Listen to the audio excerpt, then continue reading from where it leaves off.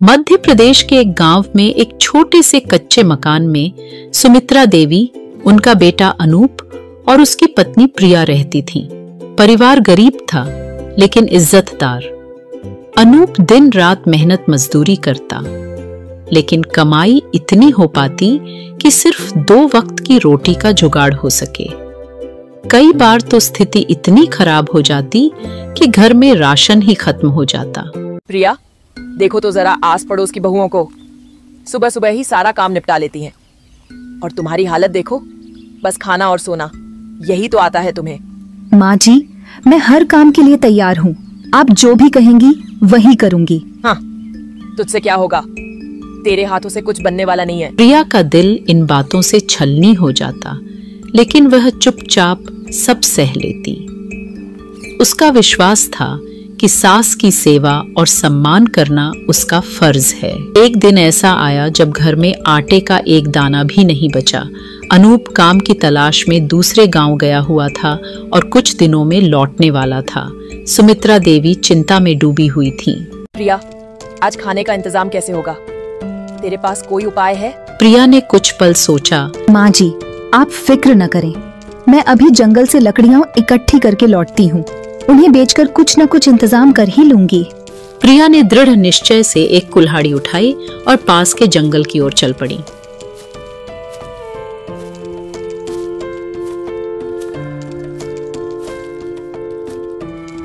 वहां उसने दिन भर मेहनत करके लकड़ियां इकट्ठा की और फिर उन्हें बाजार ले जाकर बेचा।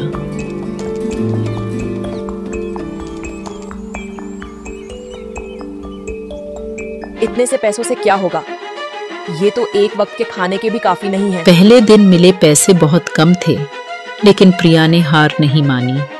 वह जानती थी कि यह छोटी सी शुरुआत एक बड़े बदलाव की पहली सीढ़ी है। प्रिया रोजाना जंगल जाने लगी, लकड़ियां काटती, बाजार में बेचती और धीरे धीरे घर का खर्च चलने लगा। गांव वालों ने उसकी इस मेहनत को देखा।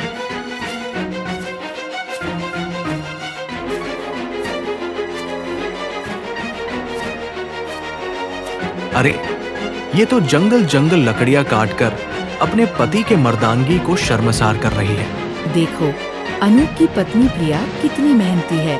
ऐसी बहू आजकल कहाँ मिलती है। लेकिन प्रिया इन बातों से विचलित हुए बिना अपने काम में लगी रही। कुछ दिनों बाद अनूप वापस घर आ गया। प्रिया ने अनूप को पानी दिया। प्रिया, ये क्या, तुम्हारे हाथ इतने छाले? ये सब कैसे हुआ? कुछ नहीं, बस जंगल से थोड़ी लकड़ियां काटती हूँ, बाजार में बेच आती हूँ। वाह, तुमने इतनी मेहनत की। माफ करना प्रिया, मैं तुम्हें इस काबिल नहीं समझता था। तुमने तो मेरी सारी जिम्मेदारी अपने कंधों पर उठा ली। अनूप, अगर मैं मेहनत नहीं करती तो माँ जी भूखी रह जाती और तुम पर बोझ बनकर मैं दुखी होती। अब हमारा घर भी चल रहा है और तुम पर अतिरिक्त दबाव भी नहीं है। सच में तुम सिर्फ मेरी पत्नी नहीं, इस घर की मजबूत स्तंभ हो। वाह प्रिया। अनूप का सीना गर्व से चौड़ा हो गया। उसकी पत्नी ने न सिर्फ घर की जिम्मेदारी संभाली, बल्कि उसके प्यार का भी परिचय दिया। एक दिन बाजार में लकड़ियों की बहुत मांग थी। प्रिया ने जी तोड़ मेहनत की और बहुत सारी लकड़ियां बेची। उस दिन उसे इतने पैसे मिले कि पूरे हफ्ते का राशन खरीदा जा सका। आज तो तुमने कमाल कर दिया। हाँ प्रिया, मुझे भी तुम पर और तुम्हारी मेहनत पर बहुत गर्व है। आज पैसे आए हैं तो कल फिर खाली हाथ हो जाएंगे।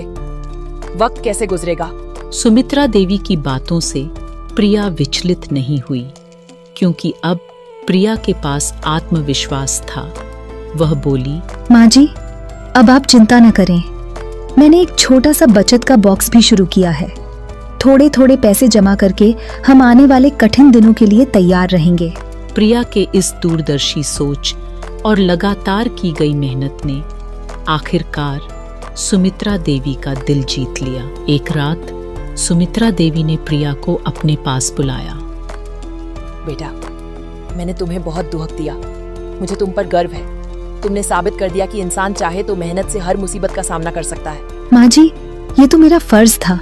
आप परेशान न हो, इससे बड़ा सुख मेरे लिए क्या होगा।